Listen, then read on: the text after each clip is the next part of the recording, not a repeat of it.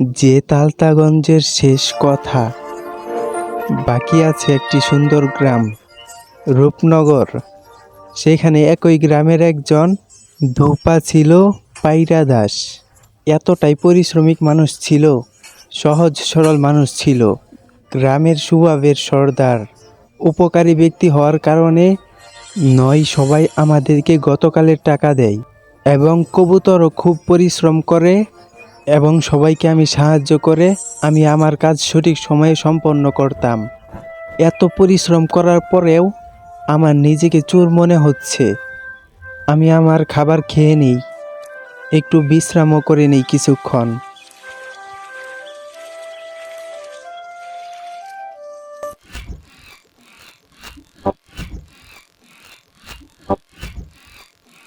বানরের বাচ্চা, আরে এটা তো সেই বানরের বাচ্চা যার মাকে কয়েকদিন আগে বাগানে বাঘে খেয়ে ফেলছিল। কলা খাও, খাও। কি নিষ্পাপ বানরের বাচ্চা, খাও, কলা খাও। প্রতিদিন তোমার জন্য কলার ছোলা নিয়ে আসবো, কালকে আবার আরেকটি কলা নিয়ে আসবো, এটা তুমি খাও। নদীতে কাপড় ধুতে গিয়ে বানরের বাচ্চার জন্য সাথে করে কলাও নিয়ে গেল, সাথে ছোলাও। এবং তারপর কাপড় ধোয়া শেষ হলে তারা দুজনে একসাথে বসে থাকলো এবং তারা দুজনে একত্রে খেতেন।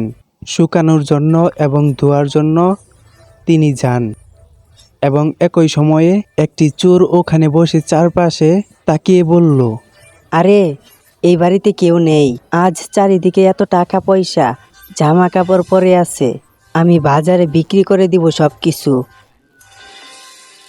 আমি যদি এইসব বাজারে বিক্রি করতে পারি, এইসব বাজারে বিক্রি করলে পয়সা আর পয়সা, এইসব আমি বাজারে বিক্রি করব আর আমি অনেক টাকা পাবো। আমার মাথায় কে উঠেছিস? মাথা থেকে নাম। ছেড়ে দে আমায় ভাই, ছেড়ে দে ভাই, ছেড়ে দে ভাই, ছেড়ে দে রে ভাই, ছেড়ে দে না ভাই। কে কোথায় আছো? তাড়াতাড়ি আসো, আমারে বাঁচাও, তাড়াতাড়ি আসো, কেউ আসো তাড়াতাড়ি। আশেপাশে কেউ আসো তাড়াতাড়ি, আমার বানরের কাছ থেকে বাঁচাও, তাড়াতাড়ি কেউ আসো। আরে কি হচ্ছে এইসব? এটা তো সেই বানরের বাচ্চা যাকে আমি প্রতিদিন খাবার দেই। আরে ভাই, এই বানর থেকে আমাকে বাঁচাও। আমি এখানে চুরি করতে আসছিলাম। আমার চোখে দেখা এই প্রথম একটা প্রাণী যারা এই বানরকে লালন পালন করছে, তারা আসলে অনেক বুদ্ধিমান। ছেড়ে দে আমায় বান্দর, ছেড়ে দে আমায়। আরে ভাই, এখন তো ছাড়, ছেড়ে দাও। আচ্ছা তো ঠিক আছে, এই বান্দরকে আমি লালন পালন করছি। এই বান্দরটি অনেক বুদ্ধিমান। হ্যাঁ তুমি ঠিক বলছো, আমি শুধু এই বান্দরকে খাবার খাওয়াইছি, আর এই বান্দরটি আমার চুরি হওয়া কাপড় চোপড় বাঁচিয়েছে।